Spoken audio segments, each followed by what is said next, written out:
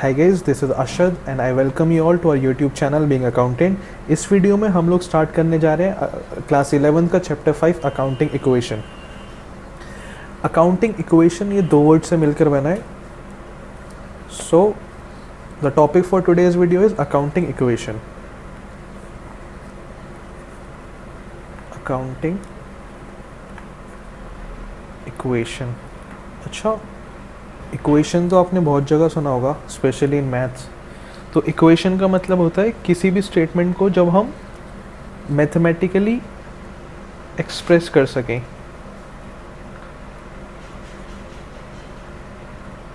यानी कोई भी चीज़ जब a plus B equal C के फॉर्म में होती है, that is known as an equation.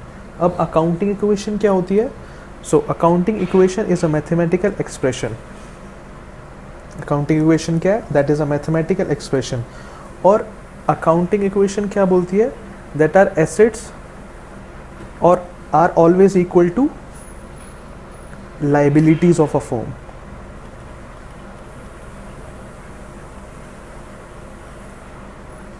Liabilities को हम लोग दो पार्ट्स में डिवाइड करते हैं। एक तो हमारी इंटरनल लाइबिलिटी और एक हमारी एक्सटर्नल लाइबिलिटी।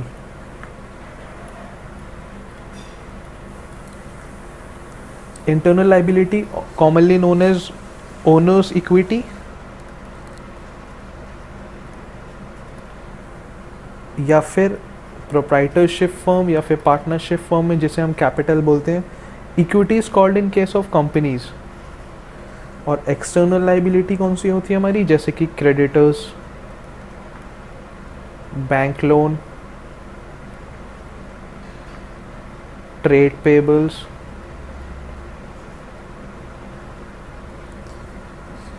सो कैपिटल को हम लोग एज अ लाइबिलिटी क्यों ट्रीट करते हैं? Because in accounting there is a concept known as separate entity concept, जो कि ये बोलता है कि ओनर अलग है और बिजनेस अलग है। हम इन दोनों को एक ना मानते हुए एक अलग अलग मानते हैं। फॉर एग्ज़ाम्पल, आप लोगों ने देखा होगा जब आप स्कूल की फ़ीस पे करते हो तो फीस पे जो चेक का नाम लिखा जाता है वो स्कूल का नाम लिखा जाता है, ना कि स्कूल की ओनर यानी प्रिंसिपल का नाम लिखा जाता है। That is because of a separate entity concept, जो कि ये बोलता है कि हमारा ओनर अलग है और हमारा बिजनेस अलग है।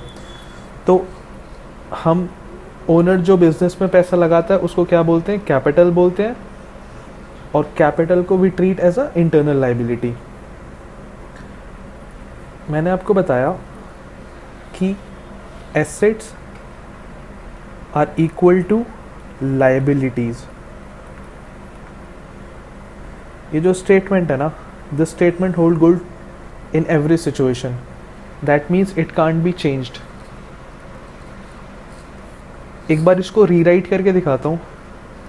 Assets is equal to liabilities. अब मैंने लाइबिलिटीज को बाइफिकेट करा था, इंटरनल लाइबिलिटी और एक्सटर्नल लाइबिलिटी।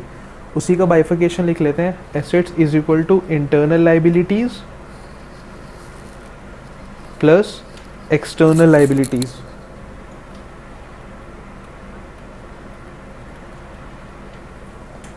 इंटरनल लाइबिलिटी को हम लोग क्या बोलते हैं? कैपिटल। तो एक बार फिर से इसको रीराइट करता हूँ। Assets is equal to capital plus liabilities. हमारे लिए जो रेलेवेंट है वो सिर्फ ये लास्ट वाली है। Assets is equal to capital plus liabilities. अब अगर मेरे को कैपिटल जाननी है तो मैं लिख सकता हूँ capital is equal to assets minus liabilities. ऐसे अगर मेरे को लाइबिलिटीज जाननी है तो those are assets minus capital. कभी हम इसको इधर ले जा रहे हैं, कभी इसको इधर ला रहे हैं, कभी इसको इधर ले जा रहे हैं। सिर्फ हम इसका रीराइट कर रहे हैं, कभी LHS और RHS को। However in every situation our LHS will always be equal to our RHS। ये सिचुएशन कभी भी चेंज नहीं होगी। अच्छा, ये तो थियोरेटिकली हो गया, अब इसको प्रैक्टिकली समझते हैं. Assets is equal to capital plus liabilities.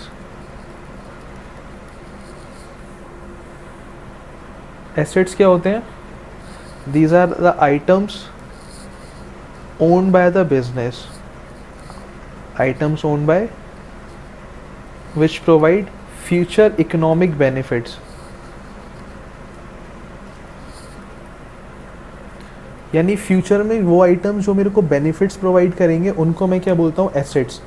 Capital मैंने आपको बता दिया, amount invested by the owner of the business.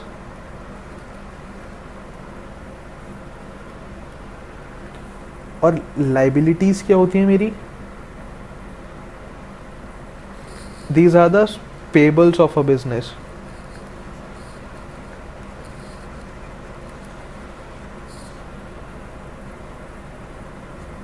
So assets are equal to capital plus liabilities. For example, अगर मेरे पास एक कार है तो कार मेरे को फ्यूचर में बेनिफिट प्रोवाइड करेगी, इट इज़ एन एसेट. ये कार मैं कैसे खरीद सकता हूँ? सपोज 50 लाख की गाड़ी है तो मैं कैश पे करूँगा. कैश भी क्या है? मेरा एक एसेट है. मैं इन दोनों को ना एक बारी अपनी इक्वेशन में लिख लेता हूँ.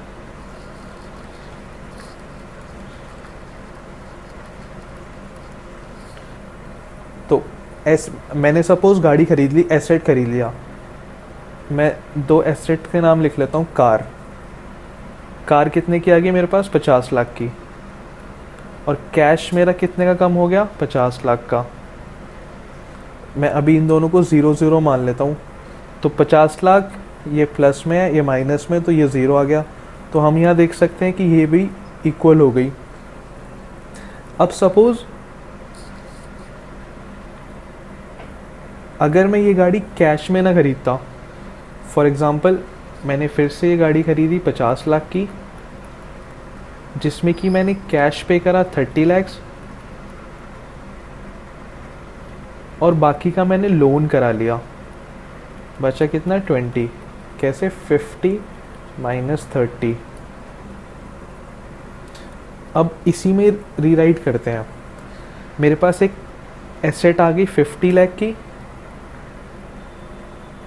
और मेरा कैश कम हुआ 30 लाख से, बट मेरे कैपिटल पे कोई फ़र्क नहीं पड़ा. एक मेरी लाइबिलिटी क्रिएट हो गई बैंक लोन के नाम से.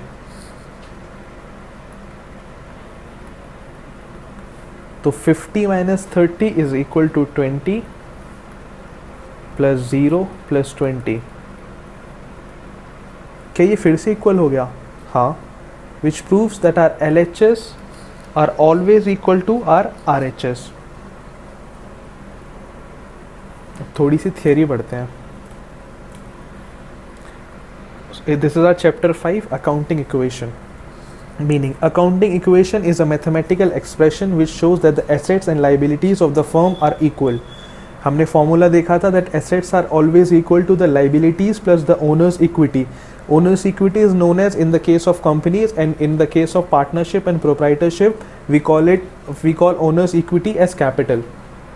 So assets are always equal to liabilities plus capital or the owner's equity as the case may be. Next we have that it is based on the dual aspect concept of accounting. Dual aspect concept क्या होता है? We have is dual aspect concept.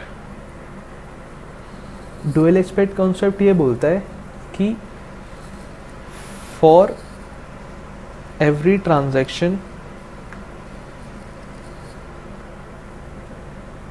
there are two aspects. अब ये two aspects कौन से हैं? One is debit and the another one is credit. So our debits are always equal to our credits.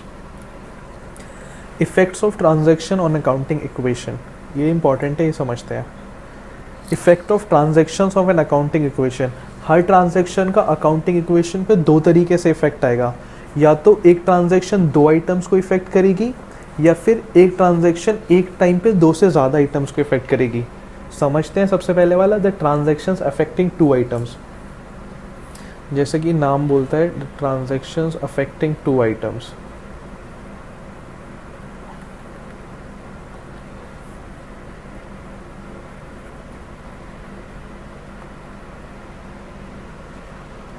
Transactions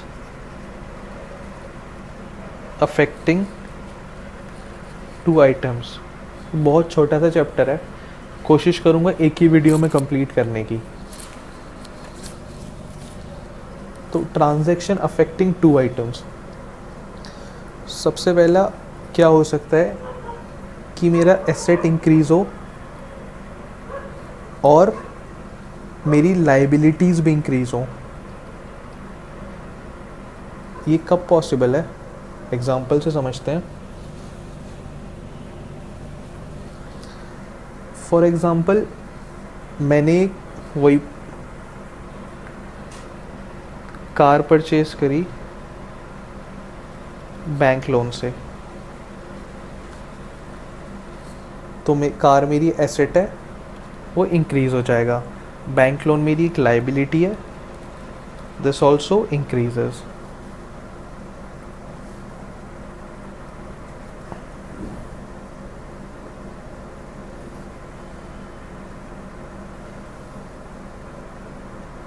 Second one we have is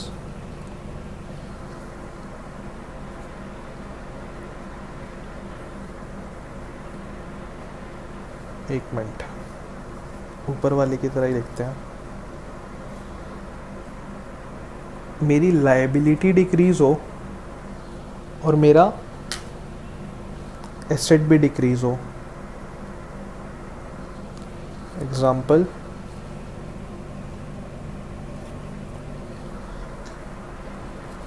जैसे मैंने ऊपर car खरीदी थी, बैंक लोन लिया था, मैं रीपे कर दूं अपना बैंक लोन, तो बैंक लोन मेरा क्या था, एक लाइबिलिटी थी। जब मैं अपनी लाइबिलिटी को पे कर दूंगा तो रिड्यूस हो जाएगी, और मैं इसको पे कैसे करूंगा, कैश में। तो कैश मेरा क्या है, एक एसेट है, जब मैं पे करूंगा तो वो भी डिक्रीज हो जाएगा। थर्ड वन लेते हैं,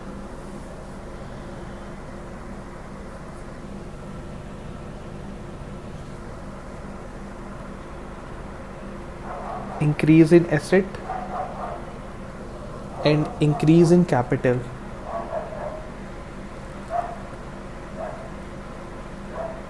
ये तो एक ही जगह पॉसिबल है, when capital is introduced।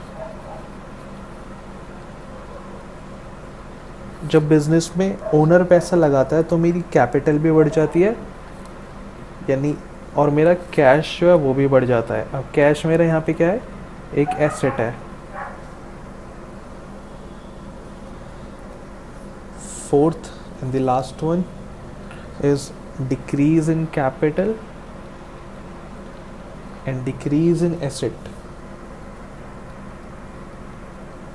ये कब पॉसिबल है, जब ड्राइंग्स हो, तो उसमें क्या होता है, मेरा कैपिटल डिक्रीज हो जाता है और मेरा कैश जो कि एसेट है वो भी डिक्रीज हो जाता है। तो ये चार आइटम्स वो हो गए जिसमें कि ट्रांजैक्शन अफेक्ट करती है सिर्फ दो आइटम्स को।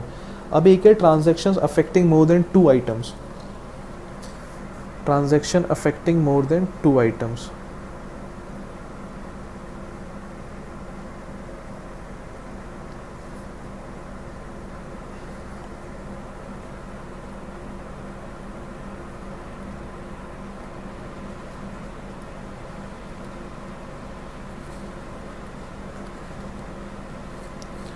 transactions affecting more than two items।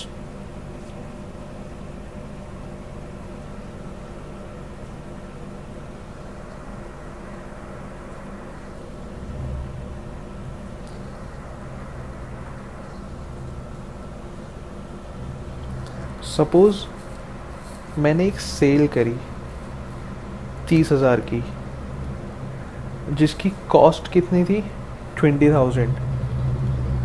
तो मेरे को प्रॉफिट कितना हुआ 10,000 का। कैसे कि मैंने जो सामान ख़रीदा, फॉर एग्ज़ाम्पल मैं एक मोबाइल ख़रीद के लाया जो कि 20,000 का था, और मैंने उसको सेल कितने का करा 30,000 का। तो मेरे को फ़ायदा कितने का हुआ, सीधा सीधा 10,000 का, क्योंकि उसकी कॉस्ट मेरे को 20,000 पड़ी, बट मैंने उसमें 10,000 का प्रॉफिट ऐड करके उसको 30,000 का बेच दिया। अब इसका इफ़ेक्ट कैसे पड़ेगा,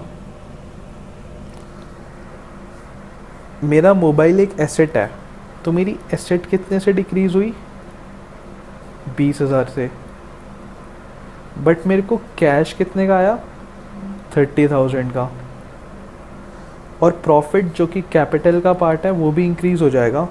तो 10,000 से मेरी कैपिटल बढ़ गई। तो इसमें एक ट्रांजैक्शन ने कैश एसेट को भी इफ़ेक्ट करा 2 बार और कैपिटल को भी इफ़ेक्ट करा।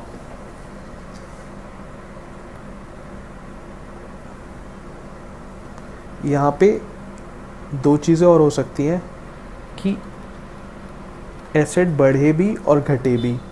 वो कब पॉसिबल है, मैंने सपोज़ कैश विड्रॉ करा बैंक से, तो कैश मेरा एसेट है, बैंक मेरा एसेट है।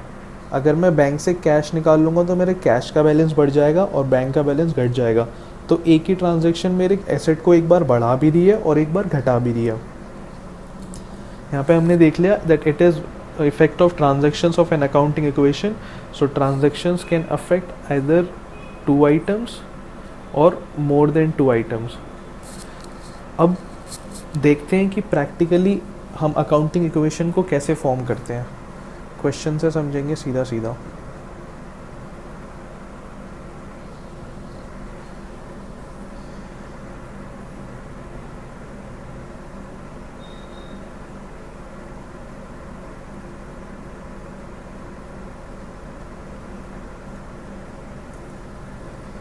इलस्ट्रेशन 1 है, prepare an accounting equation from the following transactions in the book of Mr. X for January 2012। तो इसमें हमें अकाउंटिंग इक्वेशन प्रिपेयर करनी है। सबसे पहले वो बोल रहा है that mister x invested capital in the firm ₹20,000। सबसे पहली ट्रांजेक्शन देखते हैं। फॉर्मेट क्या होता है अकाउंटिंग इक्वेशन बनाने का, सबसे पहले डेट का कॉलम, यहाँ पे हम अपनी ट्रांजैक्शंस को लिखते हैं,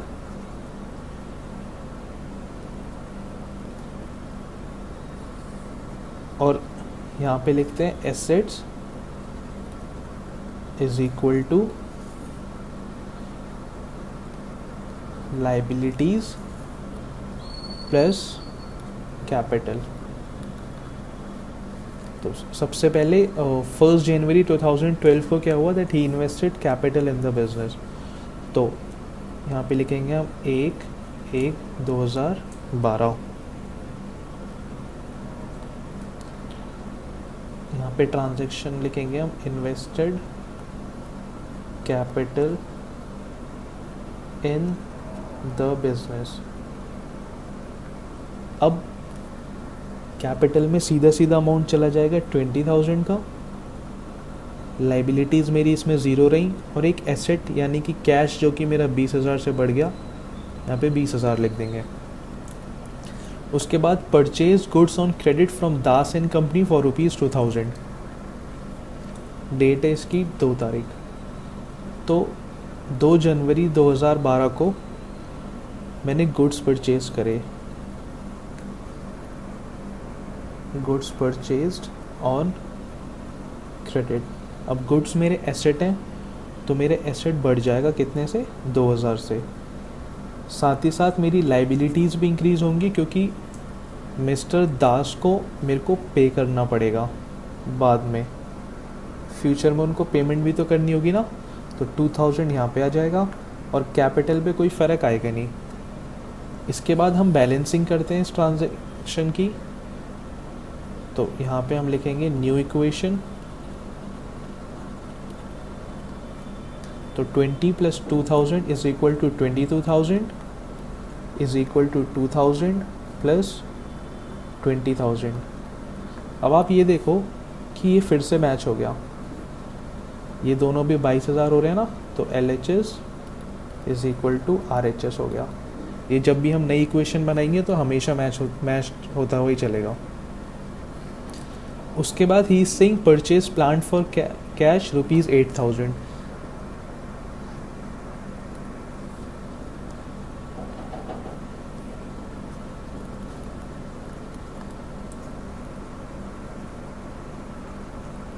परचेज्ड प्लांट फॉर कैश।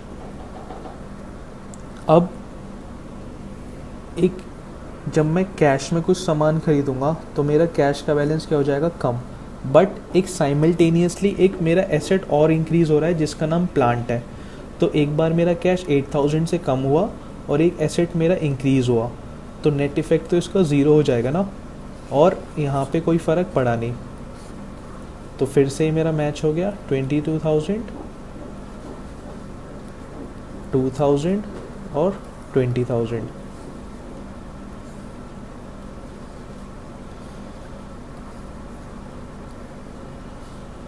उसके बाद he saying purchase goods for cash. तो 8 तारीख को ही परचेज्ड गुड्स फॉर कैश। तो 4,000 का मेरा कैश बढ़ गया और एक एसेट इंक्रीज़ हो जाएगा 4,000 से, तो इसका नेट इफ़ेक्ट फिर से ज़ीरो हो जाएगा। तो 22,000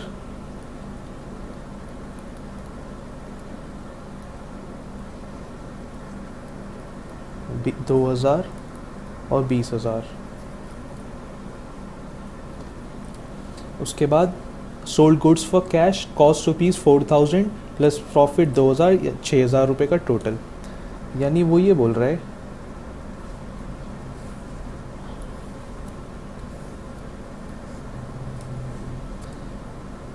12 जैन को he sold goods at profit।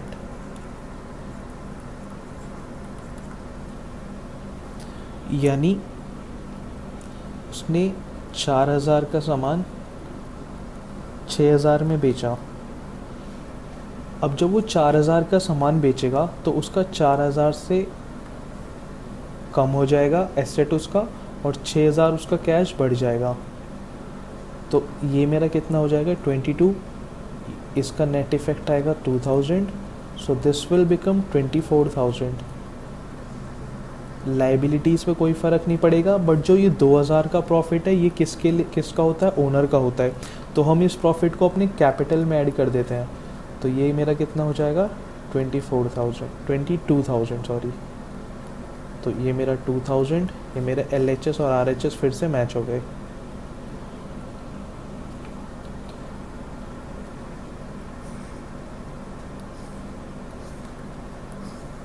Next we have is paid to Das and company in cash ₹1,000। अब हमने यहाँ पे जो दास एंड कंपनी से सामान उधार खरीदा था ना 2,000 का, उसमें से हम उसको 1,000 पे कर दे रहे हैं। तो डेट है इसकी 18 जैन।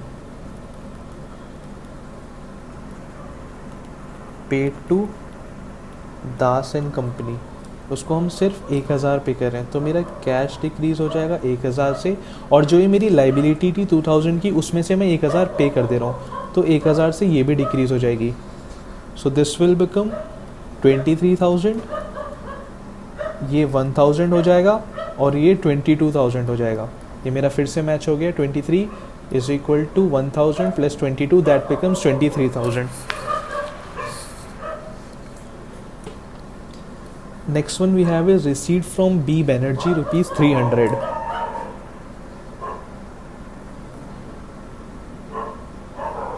एक सेकेंड।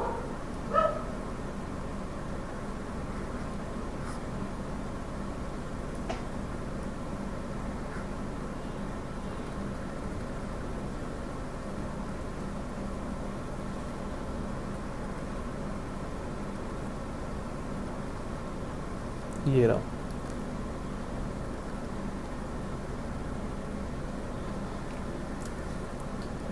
(22 जैन को हुआ, he received from B Banerjee ₹300.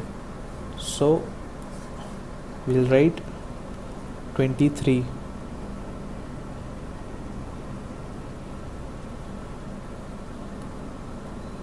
received from B Banerjee.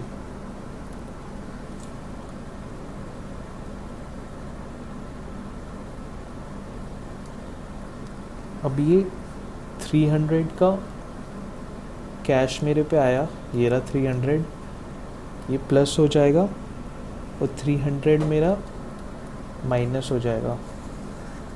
So this will become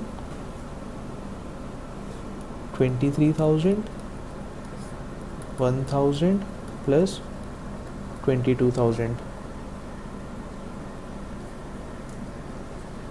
Paid salary ₹6,000. Date is 25th Jan. On 25th Jan he paid salary कितनी 6,000. अब जब मैं सैलरी पे करूँगा तो मेरा 6,000 का एसेट घटेगा, लाइबिलिटीज़ पे कोई फ़र्क नहीं आएगा.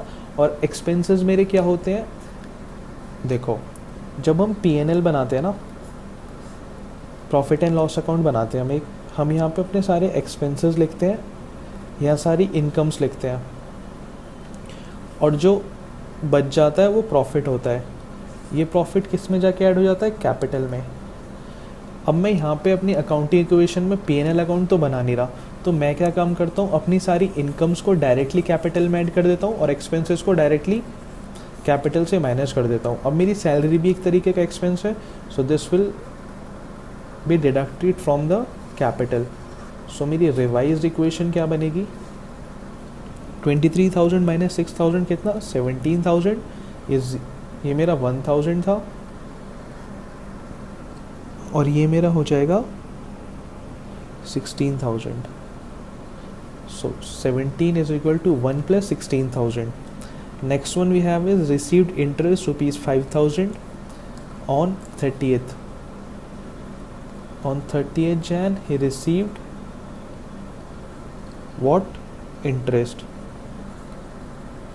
अब इनकम, इंटरेस्ट एक तरीके से मेरी इनकम है जो कि कैश में रिसीव हुई होगी, ये 0 और ये प्लस 3,000.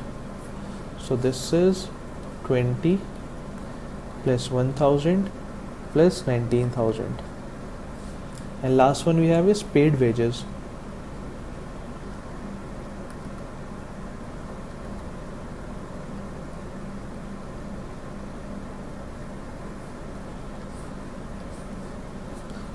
पेड वेजेस कितना, 3,000. सो 3,000 का मेरा कैश कम हुआ, लाइबिलिटीज़ पे कोई फ़र्क नहीं आएगा, और 3,000 से मेरा कैपिटल कम हो जाएगा. So here we have is 17,000. Then we have is, ये कितना था, 13. So this is 16,000.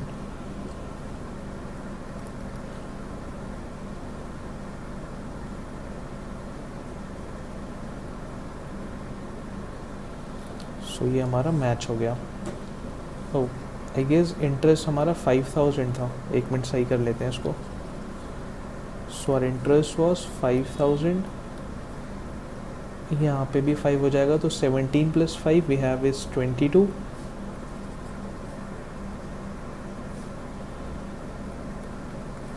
और 16 प्लस 5 वी हैव इज 21,000.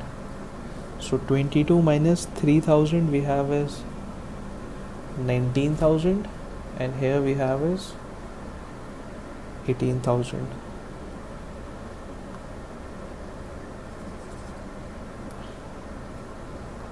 तो हमने हर इक्वेशन में क्या देखा कि मेरे जो एसेट्स हैं वो हमेशा मेरी लाइबिलिटीज़ प्लस कैपिटल के साथ रहते हैं, कैपिटल के इक्वल रहते हैं.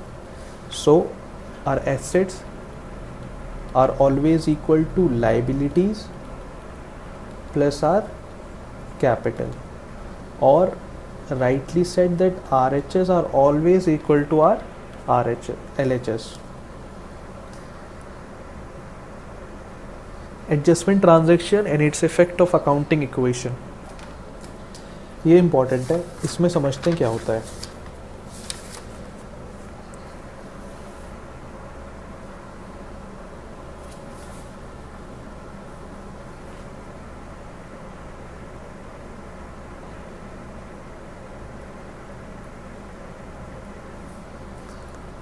यहाँ पे ना हमें 4 आइटम्स पढ़ने हैं.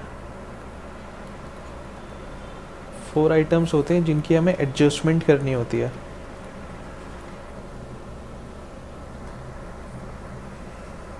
सबसे पहला we have is outstanding expenses.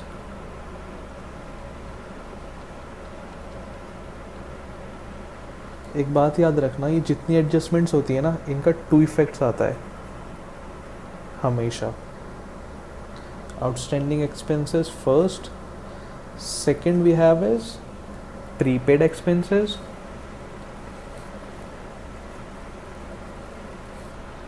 Third we have is accrued income,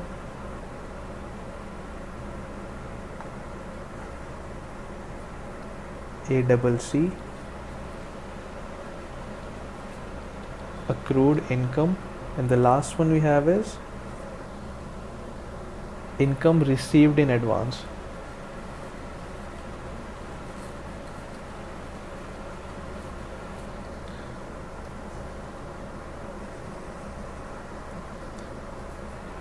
suppose ये मेरा करंट ईयर है, ये मेरा प्रीवियस ईयर है, और ये मेरा नेक्स्ट ईयर है. अब आउटस्टैंडिंग एक्सपेंसेस क्या होते हैं? जो कि खर्चा तो मेरा करंट ईयर का था बट वो इस साल पे नहीं हुआ, तो इस साल के लास्ट में वो मेरा एक्सपेंस क्या हो गया? आउटस्टैंड कर रहा है. So we call it as outstanding expenses. So these are the expenses which have been incurred but not paid in cash. For example, जैसे इस साल का मेरा 1000 का रेंट का एक्सपेंस था, तो 12 महीने का 12,000 हो जाएगा, बट मैं इस साल पे नहीं कर पाया. तो क्या ऐसा हो जाएगा कि साल के लास्ट में मेरा ओनर बोलेगा कि साल ख़त्म हो गया, यू डोंट हैव टू पे इट नाउ? ऐसा नहीं होता. आई हैव टू पे इट नेक्स्ट ईयर. बट क्या वो मेरा नेक्स्ट ईयर का खर्चा था? नहीं, वो मेरा पिछले साल का ही तो खर्चा था ना यार. So will pay it in the next year, but वो खर्चा किस साल का था? पिछले साल का, यानी करंट ईयर का. So those are known as outstanding expenses. So these are the expenses which are incurred but not paid in cash in the current year.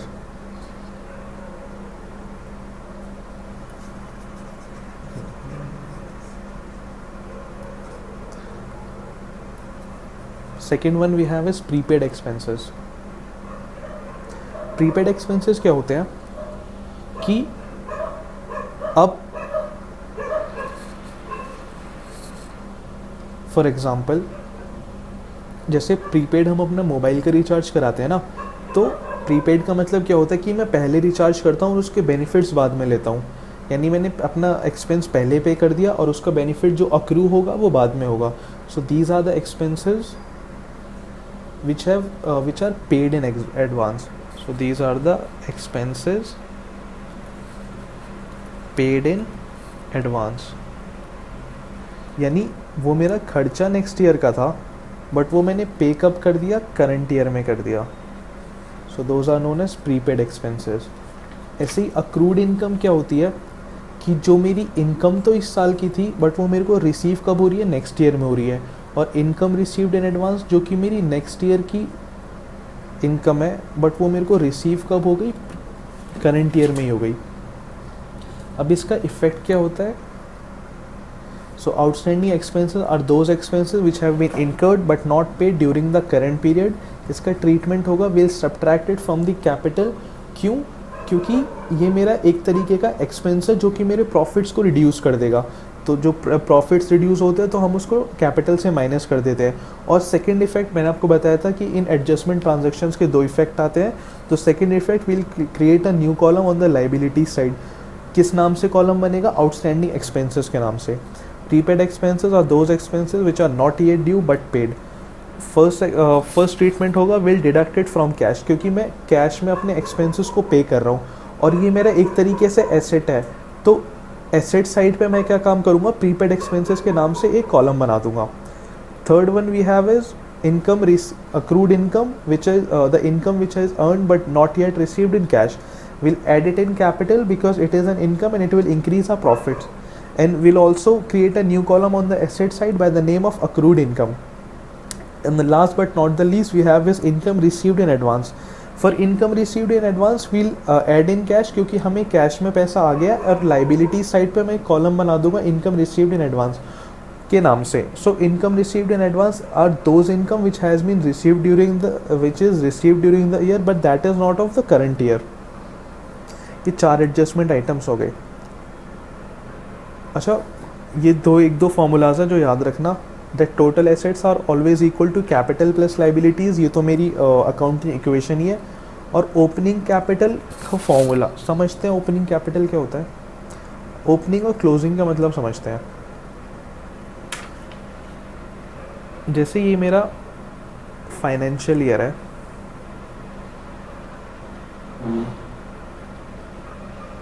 जो कि करंट फाइनेंशियल ईयर है, ऐसे ही ये मेरा प्रीवियस फाइनेंशियल ईयर हो जाएगा और ये मेरा नेक्स्ट फाइनेंशियल ईयर हो जाएगा।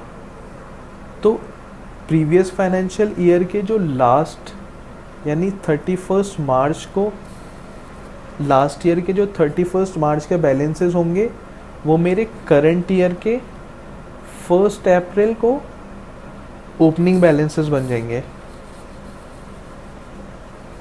ऐसे ही करंट फाइनेंशियल ईयर के जो लास्ट में यानी इस साल के 31 मार्च को जो क्लोजिंग बैलेंसेस होंगे वो मेरे नेक्स्ट ईयर के क्या बनेंगे? ओपनिंग बैलेंसेस बन जाएंगे। तो I was discussing about opening capital. तो ओपनिंग कैपिटल क्या होता है? फॉर एग्जांपल मैंने बिजनेस स्टार्ट करा तो मेरे लिए वो क्या हो जाएगी? ओपनिंग कैपिटल हो जाएगी। अब इस साल मुझे कुछ प्रॉफिट्स हुआ होगा तो मैं इस कैपिटल में ऐड कर दूंगा। उसके बाद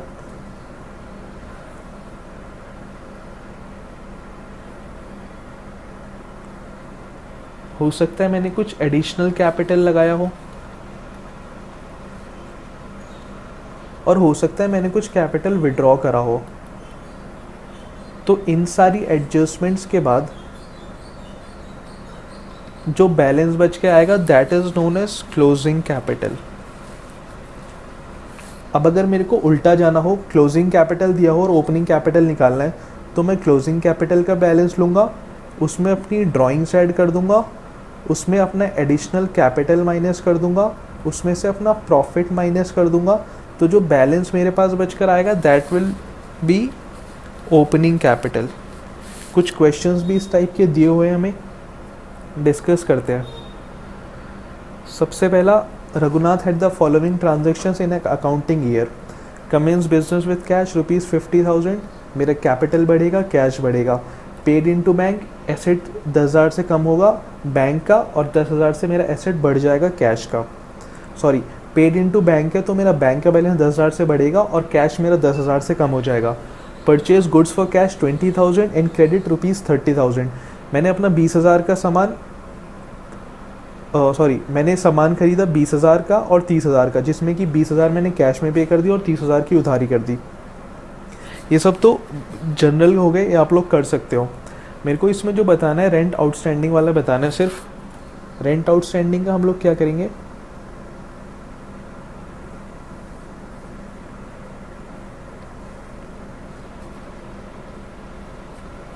date,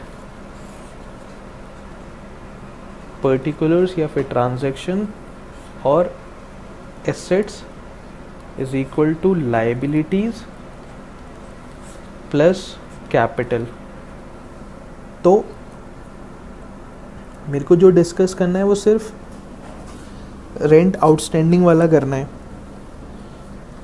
so rent outstanding is ₹100। तो मैं लाइबिलिटीज़ में एक आउटस्टैंडिंग रेंट के नाम से एक कॉलम बनाऊंगा जिसमें कि 100 इंक्रीज़ हो जाएगा, और क्योंकि ये मेरा एक एक्सपेंस है तो मेरा 100 से डिक्रीज़ होगा, तो मेरा नेट इफेक्ट इसका नील आ जाएगा, मेरे LHS और RHS इक्वल हो जाएंगे। इस वाले क्वेश्चन में सिर्फ एक यही इंपॉर्टेंट था, बाकी तो बहुत आसान है, पिछले वाले इलस्ट्रेशन की तरह ही है। इसके बाद A commences his business cloth business on 1 April 2018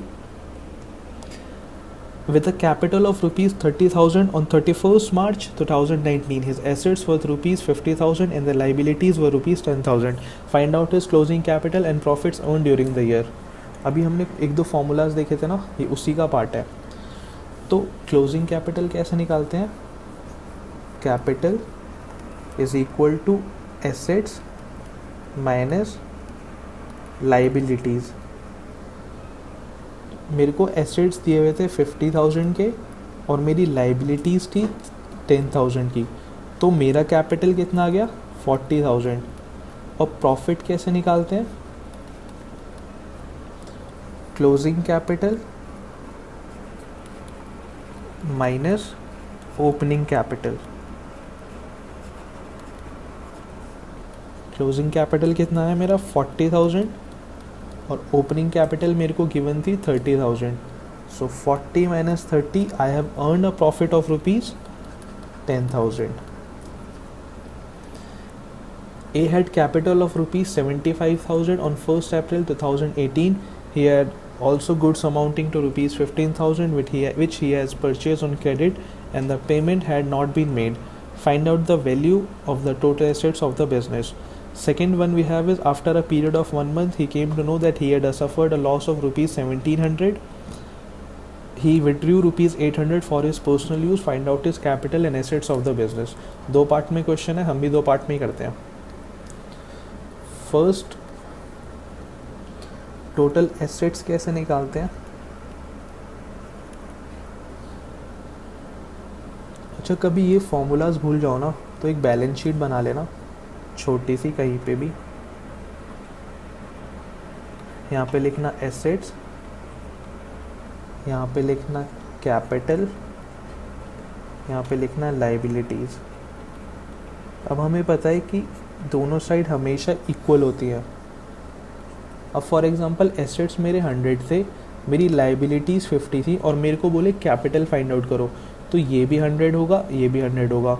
अब एक 100 में से मेरे पास 50 अवेलेबल है तो मैं बैलेंसिंग फिगर 50 डाल सकता हूँ। ऐसे ही अगर मेरे पास एसेट्स, मेरे को कैपिटल दिया है, लाइबिलिटीज़ दिया है 80-20, मेरे को पता है दोनों इक्वल होते हैं, तो मैं बता सकता हूँ कि मेरे एसेट्स 100 हैं। So total assets is equal to capital plus creditors for goods. So मेरी कैपिटल थी 75,000 प्लस मेरी क्रेडिटर्स थे 15,000 के। So my total assets are 90,000। 90। Second part we have is, in second part he is saying to find out the capital and assets of the business। ठीक है, तो capital eight and कैसे निकालते हैं हम लोग? ओपनिंग कैपिटल, सिंस उसको loss हुआ है, अगर प्रॉफिट होता तो माइनस, प्रॉफिट होता तो प्लस, सिंस लॉस हुआ है तो माइनस कर देंगे, और ड्राइंग्स मेरी माइनस हो जाती हैं। कैपिटल था 75, ही अकर्ड अ लॉस ऑफ 1,700 और ड्राइंग्स मेरी 800 थी, तो कैपिटल एट एंड हो गया 72,500। उसके बाद एसेट्स पर बोले हैं, so assets are capital plus liabilities, तो कैपिटल थी 72,500 plus 15,000 which is equal to rupees 87,500। ये चैप्टर छोटा सा है, आज की वीडियो में सिर्फ इतना ही करते हैं।